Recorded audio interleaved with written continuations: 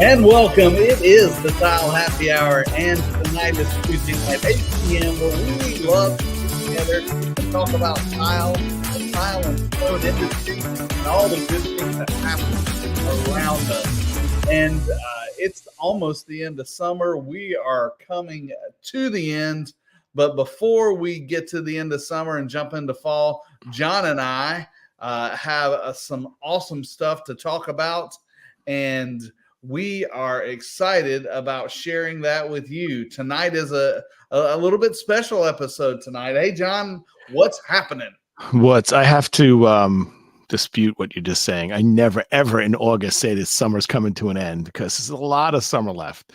You got You're not August. married to a teacher, John. Oh, that's right. And you're down south, down below. You start sooner, don't you? Than the Northeast? Yeah, I think so. I think we get out sooner. I still remember, and I don't know if you Yankees, if I can say that. I don't know if I can say that. If y'all did this up north, it used to be that school let out at what is it? Labor Day, and we didn't go back till Memorial Day.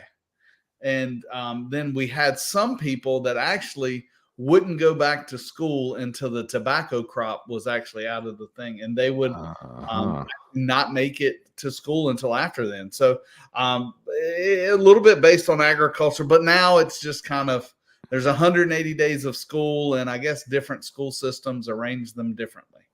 Yeah, well, I always look forward to early September. Sometimes I try to get away for like a weekend out east, like Montauk, because people are back into school mode. My kids are not in school age anymore, so I try to get away a day or two out east. And you definitely in September get a summer, plenty of opportunities for some summer sun and heat. So I got that on my brain. But yeah, it is middle of August. I'll give that to you. And yeah, my wife started back school Monday, and my daughter goes back this coming up Monday. So I'll finally have my office back, and things will be back to normal. But you're right. I mean, fall is coming, but at least down where I am, you still got some good days. I know our favorite time at the coast at our place there is in October. It's still warm enough to get into the ocean sometimes. Nice. That's good. Does your wife have to do a lot of preparation before? She teaches kindergarten, and I guess the pre-prep is all of the name tags, and all those things. So yeah, she's spent all week. It's like a craft fair around my house. Right. Ribbon, markers, owls. Her class is the owls. So yeah, all that. They actually met. She met her class today for the first time. Oh. So we had dinner, cool. and she told me about that. And so, yeah, I'll be glad to have the house back, but it'll be a little sad. I'll just me and the dog again. I don't know. I think that's a great age to be a teacher. Kids look up to you. I'm sure it's a handful, right? Because kids, the first time away from the family, and who's got issues with the bathroom and all that stuff. But outside of all that madness, you don't have kids talking back to you yet. I don't think. That's right. Yeah, that's exactly right. And I even feel like in kindergarten, I don't have the patience to be a teacher, but I think I could get them through the educational stuff. I know my colors. I know most of my numbers. Square peg goes in a square hole. I think I have faith that you can do that. And if I got to start teaching trigonometry, it's trouble. That's right. That's right. It's teaching trigonometry and dealing with attitudes. I'm not. Not a good thing. I'm not bad at. It's calculus is about where that's where my limitations ended up. Did you ever see those memes that said, FYI, another day in my life, and just so you know, I still haven't used trigonometry or something like that? Yeah, you think about you, and as a smart aleck kid, ask those questions. Hey, when am I ever going to use this? Right. Now, and I will say in the tile industry, you do use some math. The a squared plus b squared equals c squared. That comes in handy, but none of that high math, the calculus, the trigonometry. That's they try to tell you, they try to brainwash you in saying, oh, it's not the math, it's the thinking skills and the skills to be able to to do that. And yeah, I get that, but it's painful. It, It's painful. So we're agreed. talking about tile. Yeah, we use a lot of math and geometry in tile. So yeah, I'll grant them that. Actually, But we yeah, talked about that in our training, didn't we? this is true. We had a great training last week. Craig, was it once a month or that you do that? Yeah. Once a month, we take a topic, and sometimes it's really simple. Actually, most of the time it's really simple, but it's some of the things that maybe if you're new to the industry, you don't know.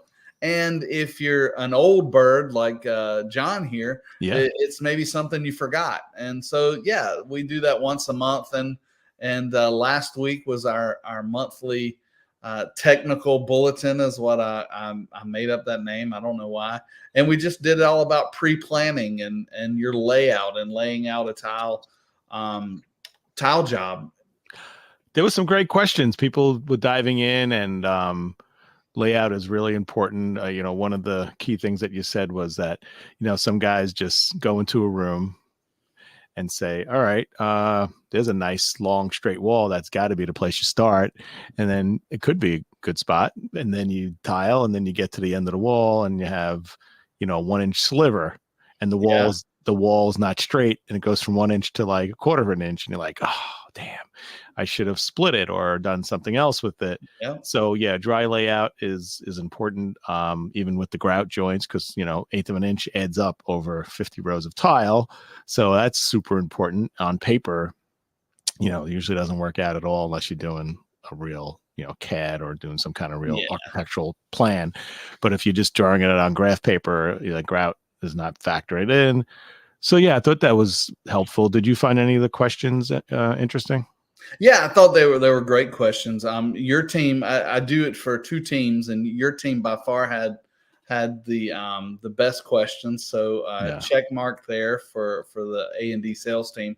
But yeah, there's some good questions, and I think especially for your team, most of your team is pretty well versed in that, and maybe don't need the layout advice because you're dealing with subcontractors and professionals. And if they're asking you these questions, you probably got bigger fish to fry. Yeah, but you know what? It's good because it's just in conversation you're dealing with contractors bidding on big projects. Yeah, they don't need us. But Right. I may be talking to an intern at a design firm at the same time, in the same day, Yeah. and their knowledge is so limited or nothing on the topic, where you would think they would know that, and you're like, oh wow. Sometimes you get questions like, oh wow, I gotta, here I'm dealing with a 20-something-year-old intern designer in the summer working for a design firm, and at the same time that I'm talking to an architect that's been in the business 35 years. And Yeah. then you're also talking to a contractor bidding on a multi-million-dollar project with a few 100,000 feet of product. So it's good to remember that at any given time you could be talking to someone with a lot of knowledge Hmm. or someone with very little knowledge. So I think it was a good refresher from a technical point, uh, with the layout. I mean, what's the main takeaway that you feel that people got? I think the main takeaway that I don't know if they got, but I was hoping that they would walk away with is just kind of stop. Let's stop the clock and think about the installation as a whole. And even though you maybe have measured out the room or your installers measured out the room, let's think about where you're going when you go from that center line or that center point out.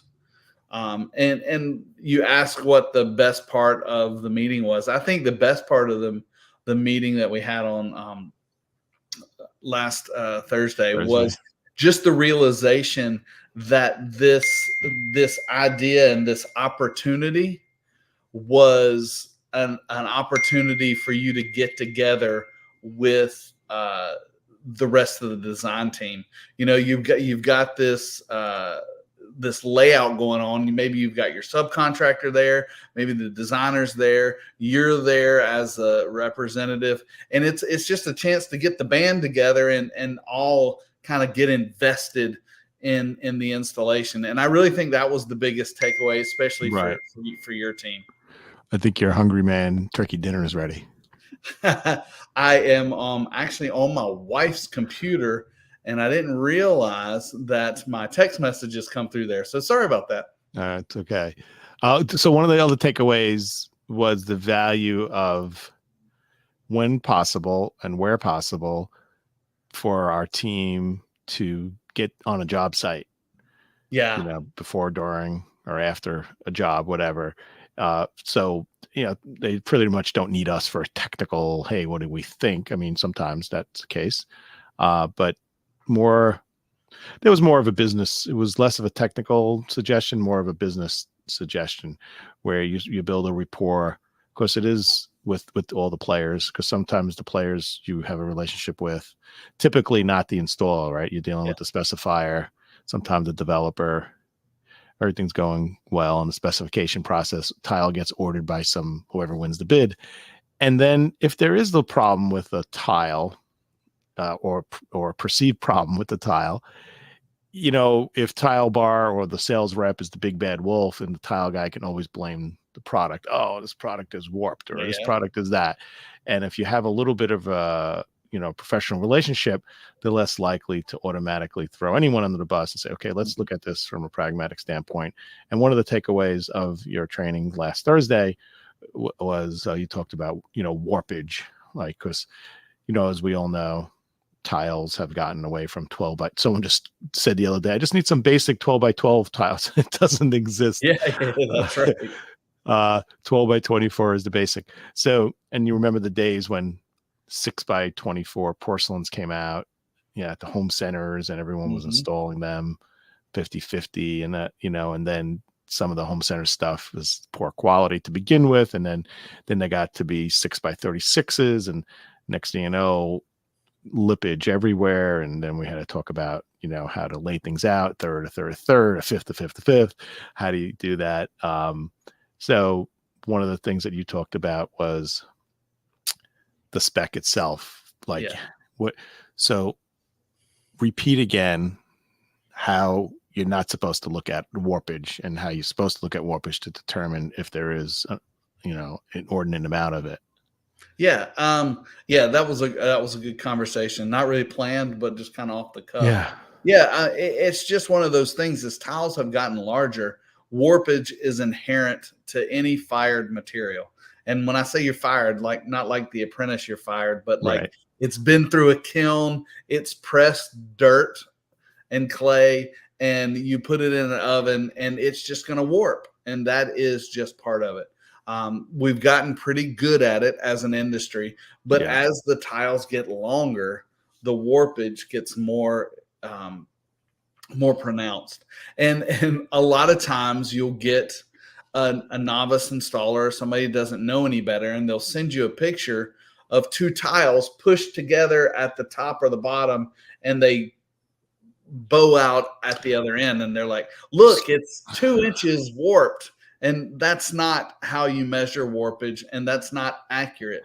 Can Warpage you is hold on one second? Just want to get that visual. Are yep. you talking about a tile back to back or face to face? It would be face to face. Yeah, I've had that where, in my early days of dealing with warpage, because when I started in the industry, tiles were square, they weren't long. And then the first time you had that issue, the tile guy, the homeowner, and then the tile guy, and get to the job, and they'll take a 12 by 24 tile, or a 6 by 24, I think it was at the time, flip it around and put the two faces together, Right. and they squeeze the top and squeeze the bottom, and it's moving. It's like this, Mm-hmm. right? Yep. And you're saying that's not fair to do it that way. Correct. Yeah, because what you're doing is you're taking the worst and you're multiplying it.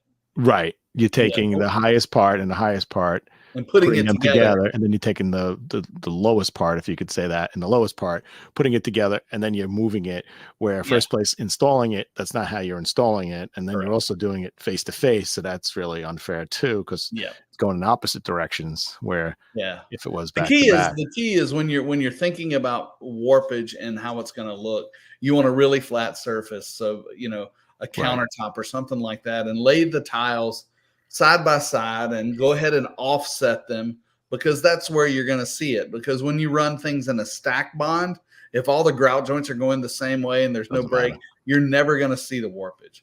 But what happens, and why we have parameters on how much you can offset a tile from another tile, um, then that's when you start seeing it. And you measure the warpage from the center of the tile. So, and it's plus or minus. So if it's plus or minus a 16th, you actually could have a eighth of an inch difference between one tile and another. All right. So you have a 12 by 20. Okay. So here's my phone. Can't see what my black shirt put it here. Here we go. Here's my phone, and it's flat, but make believe it's not flat, and it's high in the center and low on the outsides. So you're saying you take a measurement from the center to the outside? Yeah, the measure from the center to the outside across the whole thing. So throughout the bow, and I've got a diagram on another thing. Right. Maybe we should do a whole show on warpage one day. If that's what Yeah. you want to see, if you're watching this today on Instagram, whatever you're watching, YouTube, let us know if you want to see a whole show on warpage and how to measure warpage. I bet we could probably get a decent audience for that. Yeah, I think so. It is a popular question. Sounds like a Twilight Zone episode, warpage. It doesn't sound interesting, but you would be surprised how many people. It's an important topic because there are products that have been unfairly categorized as being defective, not the right tolerances, and then there are times where stuff is crap. And I talk about home centers. I mean, typically, not every some people in the industry buy price first and then tell the factories, okay, try to get as best quality you can at that price, where quality. And it's not, John, correct me if I'm wrong, but it's not 2005. You can't get quality tile for 69 cents a foot anymore. Yeah, no, it's true. Yeah. And it's, most quality importers, distributors demand a specific quality first, and then they negotiate the best price for that quality. Yeah. But some people in the industry, some of the home centers, well, I think all the home centers, not everything in a home center is of the lower quality, but I feel that a lot of it can be. And I'm not just talking tile. Sometimes they're just only selling price, and then they're always trying to tweak things. And sometimes I'll see something at a home center and it says, let's just use an appliance, for example. It'll say home center, whatever, fill in the blank, exclusive, made just for them. And I don't get excited about that. I get worried about that. I say, wait a minute. So you're saying they made just for you. Yeah. So that part that is typically metal in another washing machine, maybe it's plastic in your washing machine. My buddy back home used to say, that looks like something that fell off the back of the semi truck. Right. They're just trying to get rid of stuff. Yeah. So, especially with tile, I say this all the time to clients that are picking tile.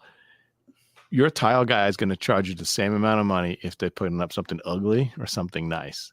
As a matter of fact, a really good tile guy will recognize if the tile's crap and realizes he's in for trouble. So I would technically charge more to install a crappy tile because the tolerances aren't really up to par. Maybe it's still within the realm of where it should be. But do you want something on, do you want a doctor performing your prostate surgery to be the first in the class or the last in the class, Well, and that gives you people, someone that's buying the tile themselves, you have to understand the lower the quality of the tile, maybe you have to increase you want small grout joints. It may not be possible with a lower quality tile. Right. Yeah. And we talk about lower quality tile in general. It doesn't mean your tile is going to self-destruct or the tile is going to scratch or wear off. I mean, that could be possible, but it's more likely that the tolerances are on the barely passing The grade. shading is not great. The shading is not great. Also, quality control. So some factories, I heard this, I don't know how true it is, that some people who buy lesser quality products, in order to get a price down, they'll speak to the factory and they're like, okay, we'll take 70, as things go through production line, things are rejected. And then there were Yeah. borderline things. And those borderline things are kind of like blemishes. So for example, you have a $50,000 car and there's a little blemish on the door in the paint. Doesn't mean the car is not going to perform. It doesn't mean the door is not going to open or close, but aesthetically it may not be great, or you may Right. notice it, you may not notice it. Same thing with tile. So you get a tile that's less than superb, and it could have a visual anomaly that gets passed through. And sometimes these big buyers of tile will tell a factory, I'll take 70-30, 70% like first and 30% like marginal seconds, not maybe legal seconds, but kind of marginal seconds. And, you know, a lot of times people doing things themselves aren't expecting things to come out perfect, right? You call a painter and the painter's like, okay, I want $8,000 to paint your house. And they're like, you know what? Well, let's just do it ourselves, honey. And then you do it. And it's not the paint that's making the house look crappy. It's your painting skills. So you can get away with it more because there's a lot of people just above their pay grade putting down, Right. you know, that's and I will say, you know, I've bought tiles that are seconds before, and sometimes it's hard to tell, you know, and especially for somebody who doesn't know what they're looking for. You know, they may see one tile out of 5 boxes that's really crapped up, and they're like, well, that one's crapped up, and you just throw it away and you keep going. Right. So, and hence the savings is not as much, because if you're throwing out every 5th tile, the tile just went up 20% in cost. So, and every if you 5th don't, box. Yeah, exactly. So, so back to the point of the quality. If something is really good quality, it's actually easier to install, because you can, and everyone wants grout joints to be tight, you know, typically, and the better the quality tile, the better the presence of warpage or not. The better that is, the easier it is to install.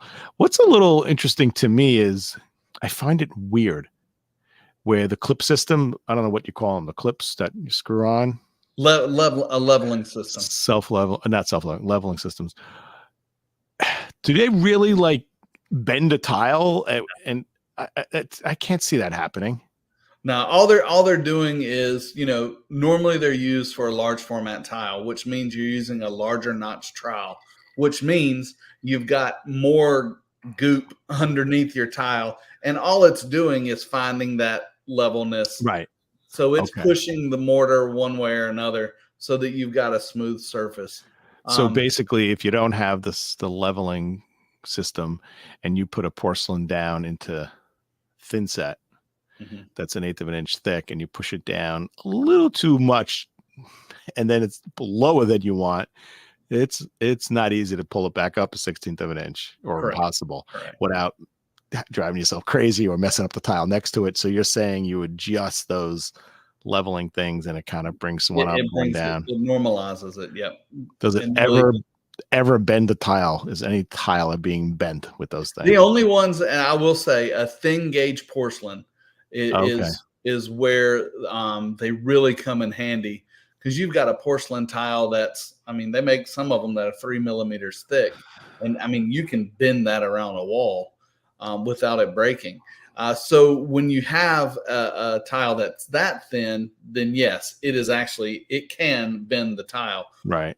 That tile is flexible, and those are very handy when doing a thin gauge porcelain, and I would definitely suggest it. I knew a tile installer that was very good and still very good, but before this leveling systems, I would see him take from the tile box a piece of cardboard, rip it, and then fold it in half and stick that under tiles to adjust. And I'm thinking, you know, wouldn't that eventually denigrate and have a void? Yeah, I mean, well, luckily the mortar would dry around it, and it would be solid. Right. But what's worse is those guys that will trial out the mortar, put the tile down, and see that Right. they don't have enough mortar, and then just put globs of it all over. And then what they've done is they've just created a hollow spot. Ah, Um, that's kind of the most common leveling that I've seen. yeah. And then you And think, that goes back to what we started this conversation with, is pre-planning. When you're pre-planning, you're thinking about your substrate. You're thinking about how flat it is. A flat substrate is critical for a good installation. And so you're doing that up front. right. Thanks for reminding me where we started. Because when you said that, I drew a blank and I just thought kindergarten. I'm like, okay, where did we start this conversation? But okay, yeah, tile. Got it. Yeah. Um, yeah. So the installation, layout, all that stuff we were talking about how it's important to, build a rapport with the players. And sometimes those players are, the contractor has a lot of influence. And so it's good to have a rapport with the people if you can. And even if it's just a friendly meeting, next time you meet, maybe there's a problem and you want to have. Yeah, well, I like to say if it's a friendly meeting and everything's going well, that is the perfect time to sell the next project. Yeah. Hey, Mr. Designer, what you working on next? Yeah. This one's done. Let's go work on the next one. And I've walked away from many pre-planning and layouts with another set of drawings, that's what we're looking for, especially as salespeople and distributors. We want to walk away with the next project. That's true when you're talking about designers. And speaking of designers, Yeah. there's something called NYC by Design. So every year, New York City puts together a design week, which Uh-huh. kind of the anchor of that is the ICFF show. And every year there's Design Week in New York City, and hundreds, thousands of people come from all over the country to visit the show. But there's a lot of curated events that happen kind of the week before Mhm. ICFF and after. So it's all considered part of Design Week. As a matter of fact, Interior Design Society in New York City, which I happen to be the current president of, we are part of NYC by Design. We have a curated event for the last 2 years, and it's been well attended. And they also have awards given out like at the show, and then they have judges that look at products, and sometimes there's things that are not related to the show but just related to NYC by Design Week. So breaking news that Tilebar's product won an award. And let me see if I can add this to the stage. Is this the award we're talking Yeah. about? So we were honored to be an honoree.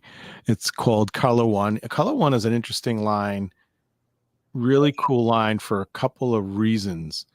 It's a line that we designed, Tilebar designed, using two completely different types of tile and put them under one umbrella. And I don't even think they're made in the same factory, but we designed it and created this ensemble of, and I say ensemble in two ways. One is Color One could be a concrete base, unglazed concrete tile with colors like those beautiful blues and terracottas as you see there on the screen, Mhm. with shading, a lot of shading, sometimes more shading than people realize. So they have to manage your expectations. So it is a concrete product. It is a cured product. So make sure that you have the palate for that, the stomach for that. And then there's another part of the Color One, which is a lava stone that's been glazed, but in the same colorways. So you can use just a concrete configuration. You can use just the lava stone configuration. And what we've done is we've created blends already in a box. So they're made individually. So we make a couple of different blues, as you see, a couple of different, greens and cool tones in the cement and the lava stone. And what we've decided to do was to sell them individually, obviously, if you just want one item, or blend it. So in a box, the tile guy reaches in the box and he's picking up a cement blue, and then he's picking up a lava stone black, and it all goes together and just slaps it on the wall. So Craig, as an installer, I if hate you it. had a yeah, if you have a blend, are you consciously trying to understand what's coming out of the box, or are you just slapping it up and the result is the same? Um, that's let me tell you a funny story. I, me personally, I am the pull it out of the box and how it comes is how it comes. And that's I feel like that's kind of how. Now I would get an idea of the box just to make sure that the box is Truly blended. random, Right. truly a blend, and because one person's random is another person's Yeah. pattern. And I've had architects. I've had arguments with designers about this is random. It can't be random. You drew it that way. You actually drew the colors in, which means it's a pattern. Right. Regardless. I was doing a hospital years ago, and my installer, I love him. I still love him. His name is Ding Tai, and he's a small fellow. He probably is 5'2", and maybe weighs 85 pounds. Well, they had this band of glass tile around a desk, and it was one of those. I don't remember if you remember back in the day. It was the 1x1 glass mosaics. I think it was from Dow Tile at the time, and it was a blend of browns. I can't come up with the name. It's of probably it. like 5/8 inch glass on a white netting in the back, and a glass and It actually stone. was face mounted, so I Oh, want to really? say it may have been Oceanside's Oh, material. okay. Was there stone in there, or was it all glass? It was all glass. Okay. It was all glass. It had the typical flat face, and it was trapezoid. So the Oceanside Glass Tessera series is flat on top, kind of trapezoid on the bottom, so the thin set can go up, and it's face mounted. And if it was brown paper, there's a good chance it was. So here was the rub. They wanted a 3-inch band around the thing. Right. Well, they never asked anybody for the measurement, so the millwork guy made it 3 inches. Oh, ouch.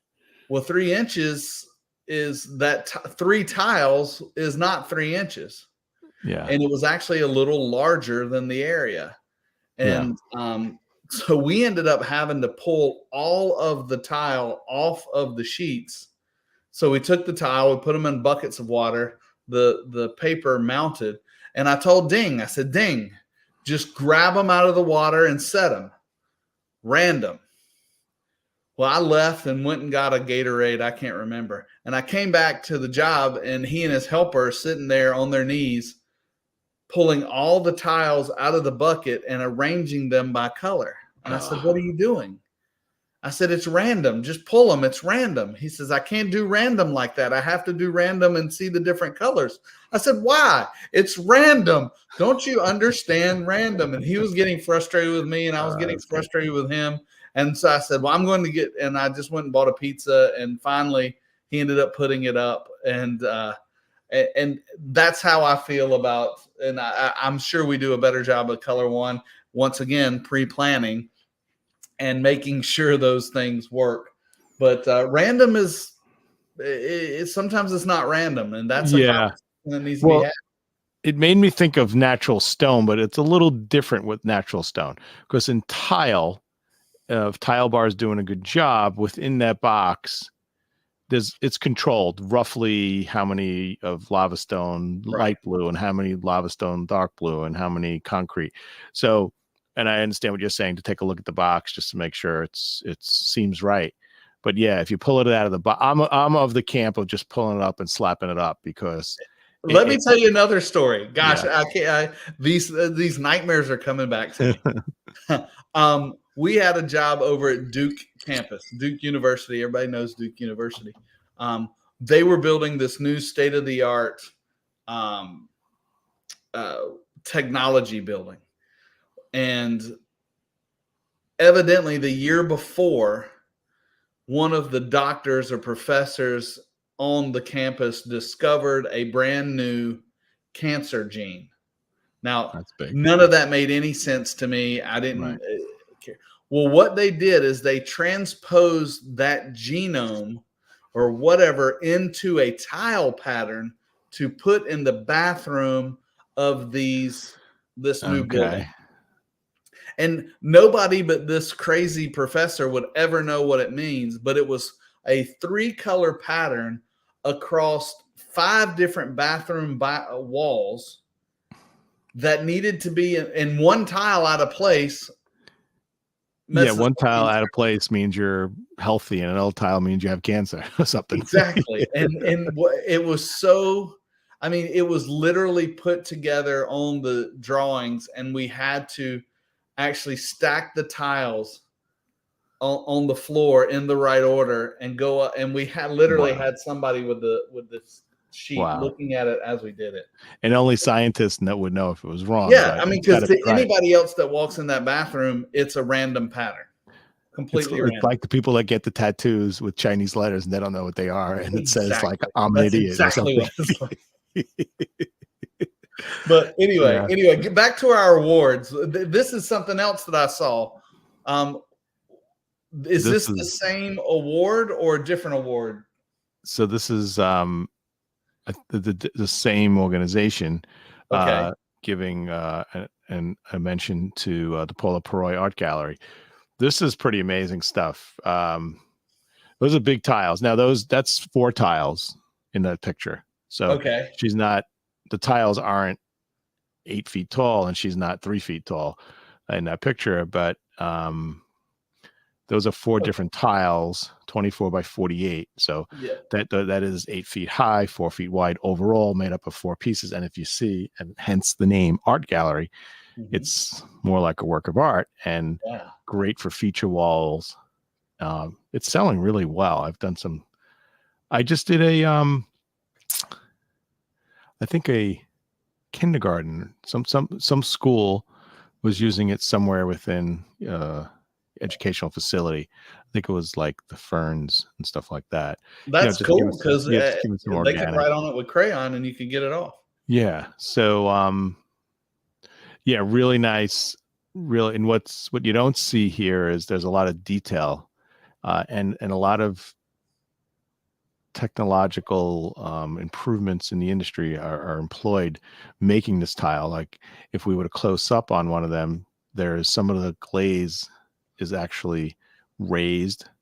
Some of the glaze is actually like a gold or a Yeah, metal. that's what I was gonna say, and I'll see if I can pull up a close shot. A lot of Pull up times when this the was dark. done, Pull up one of the dark ones, how like the about this? black. Yeah. When this was done previous, it when you got close to it, like within 12 inches or so, it was Pixelated looking. yeah, it was pixelated looking Not and at not. all. Here. Pull up like the dark. There's one that has like a black, like it appears black. Maybe it's that My one. internet, Oh, okay. it's been running all day, so the It's getting hamsters tired. are It's getting getting tired. tired. It's Tuesday night. It's getting Yeah, tired. the hamsters are worn out. Long weekend. So this is one of the products when you get close to it, you appreciate it more. So because of the manufacturing techniques that are used, so really nice. So that was nice to get recognized. 2 completely different products. So actually, But same show, correct? yeah, and this we weren't displaying at the show, and I'm not familiar with this award rules, but I think it's just NYC by Design Week. It's a design festival, so maybe there's probably some sort of industry wide call for submittals. Do you want to be featured?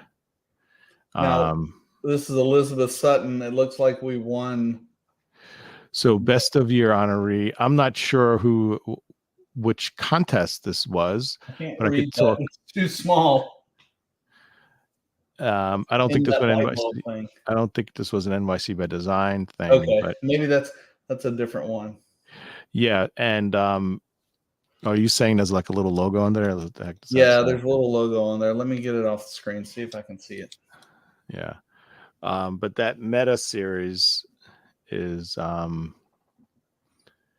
designed by Elizabeth Sutton, and it's That's like an really art glass. it's a really cool thing. And kind of going through the things. If you don't know, if you're just joining us, this is the Tile Happy Hour. This is where we talk for an hour about nothing, but Yeah. mostly all about tile. And tonight we're just kind of digging in a little bit to the Tilebar, which John and I both work for. We're very thankful for their support and in this. And we just kind of had a little press release email go out. And John, there was a lot of things not only we won awards for, but we're also featured in some stuff. Yeah, so this is pretty cool. So George Oliphant, actually a friend of mine, Long Island guy. George, Famous people. George to the rescue, a great guy. And he is, I think he's like 10 years or more been doing this, finds a worthy family that needs some kind of renovation, typically, or sometimes financial hardship, or oftentimes somebody, and sometimes a child that is unfortunately afflicted with something and the house needs some modifications, or also, so sometimes they focus on vets. And what he does is he coalesces him and his team with people in the industry to chip in with money or product. What was the old show that was on ABC years ago? Where they build a home in 7 days or something like that. Yeah, I forget the name of it. And I think correct. That one. There's probably even a few other takeoffs on this. So this is kind of on that. Cool. I don't think he's building a home. He's doing a renovation project. Which is probably good, because I heard a lot of those homes had some issues afterwards. Yeah, building them in 7 days, or at least what it looked like 7 days, time lapse on TV. So Tilebar products are I'd love to. I don't know who was involved with him on that. His show is award winning, and it's great, and he's really truly a good guy. Artfully designed on Max. Our products have been featured there. The bros, you got the bros. It looks like Celebrity Bros. They've been a long time supporter of. Yeah, they've been since Tilebar started. We've had some things way back with them, so that's pretty cool. House Beautiful is a well-known magazine. Our products are featured there. You could see that Art Deco hexagon tile on the floor on the left side. Is pretty cool. And then stuff, some older stuff. Tiny House pretty Nation. Cool that all of us are stuck to our couches and watch a lot of different things, and it's neat to see. It's neat to see your own stuff hanging out there in the wild, which is. Yeah, it really is. I worked with George on a project in the Bronx for a school that was cool. We did a glass, and we did like an ombre look in the glass, the Komorebi line, but we took 3 or 4 colors, and he actually gradiated the tile down from dark to light. That was pretty cool. So that's traditional television. That's right. Marketing. And then we get into the realm of social media, right? And that's a whole nother world. And it's been amazing. Yes.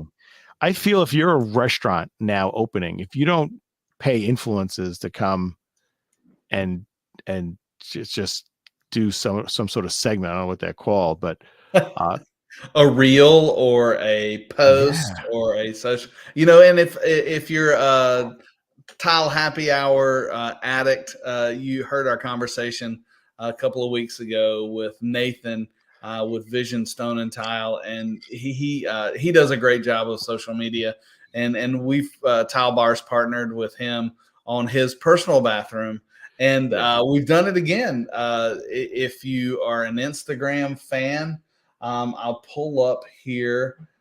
Emily Made at Home. She just released this. Let's see.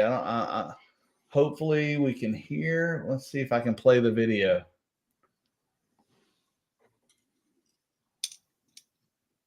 I can't tell if the sound is playing. It's not playing, so it's not. Well, she's saying, "Hey, I'm here at my old bathroom." She's saying, "Hey, I love Tilebar," but she's telling all about her new renovation for her bathroom. and how she got 5 samples for $5, and she's looking at calicotta in different formats: hexagon, yeah, herringbone, 3x6, and maybe something else. And she needs everyone's help in selecting it. And she got that big smile, and here she's breaking her. Everyone, all these TV shows, everyone glorifies the sledgehammer and wants to break out the that's right. sledgehammer. That's right. So if you're on Instagram and go follow Emily Made at Home, follow her renovation. I have kind of got an inside look since I've been working with Emily and some of our influencers on some partnerships. Right. So, so Well, follow her, tag Tilebar in it. Let you know that we're in, and help her choose her tile. She needs. and if you pay for the Tile Happy Hour premium subscription, you'll get to hear the audio of that Instagram post. Or you can just look it up yourself. Or you just go to Instagram. We would like for you to pay the premium subscription fee. Exactly. So that we can upgrade our internet. Because evidently, if you notice, I've got a different camera tonight because our internet was crapped up. And just things have not, I don't know, just didn't work well. But you know what, John? We pushed through it. Yeah, it was. Yeah, what people don't know is we did start off with a lot of technical problems. That was earlier in the evening, so we launched on time, so that's fine. And yeah, so check out her Instagram, like the post, follow the post, comment how much you love Tilebar, of course, how much you love the Tile Happy Hour, and absolutely. We should have our own Instagram, John. We should be our own influences.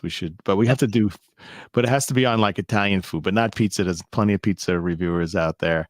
But we should review food or something. I don't know. Are you tired of tile already? Well, we talk a lot about tile. I've reviewed tile also, but we're talking about the influences. It really is amazing how these influences, it's just, if you're opening up a new business, I use restaurants because I feel that that's where it's mostly used, where someone comes in and they say, hey, here's this new place, and they're filming, eating their food and showing the food, and I've noticed a lot of new restaurants hire, I guess that's not the right word, partner with an influencer, and they get multiple influencers on that same restaurant checking it out. And it's really, really amazing. It's almost like a necessity now. It used to be, do you remember the Yellow Pages? Yeah, it is a new media now. With the things that are going on with X, formerly Twitter, and all the different streaming platforms. I fear, or I don't know, I'm not really scared of it, but I think the normal media is going to go away. Yeah, it in many ways has. I saw something that how people have a blog, and it said something like, someone put a newsletter out and said, just like a blog, but on paper. Yeah. For the kids that don't know what a newsletter is, that it's actually on a paper and mail it out to you. Yeah. It's like I've seen some tongue-in-cheek stuff like that. Yeah, it's been pretty, but yeah, it is a new world in every industry now. AI is like, maybe the influences of the future will be not even real. They'll be. Well, I heard a guy talk about AI today. He was one of the AI is 2 letters, Anyway, so go ahead. AI. AI. But he was talking. He was the former Google CEO, so I think he had created or something, but sold off. Regardless, he said eventually AI will be to the point where you can grab your phone and say, make me a 30-second TikTok about this food, make sure it's in a restaurant, and the music is Taylor Swift, go. And it will do it, and it'll make it all for you perfectly with the right tags and everything. And that's where we're headed. Well, that's where we're headed as far as a novice person just doing it with prompts, but the technology exists now to do that anyway. Like it exists, I believe. It It's does, just but not where you you could can just tell. say and puts it all together. It it exists in maybe segments. Yeah, but soon you won't be able to tell that it's AI. Yeah. That's the So scary part. all the influencers, be aware, you're going to be replaced by AI in the future. Like there are going to be influencers that are like, hey, I'm John Bot, and I'm reviewing this restaurant, and it's not even a real person. I've never And had food because I'm not a real person, but the pizza is amazing. but in some crazy way, I think people would be intrigued by it, and even if you're not hiding that it's fake, you kind of say, hey, I'm not real, but I'm not real, but the pizza's great. yeah, it's great. It's people seem to be enjoying it. Scary stuff, exciting stuff, Yeah, but scary. But that's what all technology, right? A lot absolutely. of the things, you split an atom was pretty cool for a few things and not cool for other things, And just think in the 20s and the 1920s, not the 2020s, the 1920s, they thought I didn't about realize that. We didn't live through, but when you say yeah. 20s, we always But thought it was 20s. in the 1920s, the government was considering shutting down the patent office because they figured everything had been invented. Everything. That's Wow. a true story. Maybe not the 20s. Maybe I have the decade wrong, but I think it was around the 20s. That is insane. It really is. And what I find really cool is, I don't know this for a fact, but I think I've heard this, and I kind of believe that this is possible, where two people invent the same thing completely devoid of any contact with each other, and not even, now on the internet, I guess you can access, but years ago when there was no interweb, and somebody would invent something in Asia, and someone else would invent it here, and it's kind of the same thing, where they come up with an idea simultaneously, and it's just, I guess, because things are born out of necessity sometimes, right? And we're pretty basic creatures. We need mostly the same things. And Yeah. but you know what has only been created in one place? Alcohol, The Tile Happy Hour. exhibit A. Yeah. Yes. Yeah, so this is the Tile Happy Hour. We've pretty much neglected to tell you where you are. If you're still here and haven't figured out where you are, it's because you've been happy. That's right. Colin and alcohol. Samir would call this the deep end. You've made it to the deep end. Exactly. So this is a Tile Happy Hour, typically Tuesday nights, 8:00. Craig and I go live or put a broadcast out, one or the other, or both, or sometimes encores just for fun, best hits and best sellers. Put it out there for you guys to enjoy, for you guys to like and follow. Ask a question about the industry. Ask a question about Taylor Swift if you want, I guess. I don't know. You mentioned it. And we're here for you. We're here to serve you, serve the industry. We really want to, have your experience with the tiles or the products that the world that Craig and I live in, be it ceramic, porcelain, glass, LVT.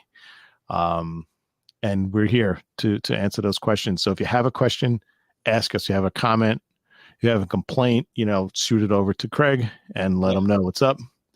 And so, hey, Craig, this has been fun. We do this all the time. Welcome to the middle of August, and we're looking forward to seeing you guys again next week. So I'm going to say I wish everybody peace, health, and happiness. And thanks for joining us. You made it to the end, and we appreciate it. We do read all your comments, no matter what you send, complaints, how good looking I am, whatever. We love those comments, so keep them coming, and we will see you next week. And don't forget, let's keep learning together and tile the world.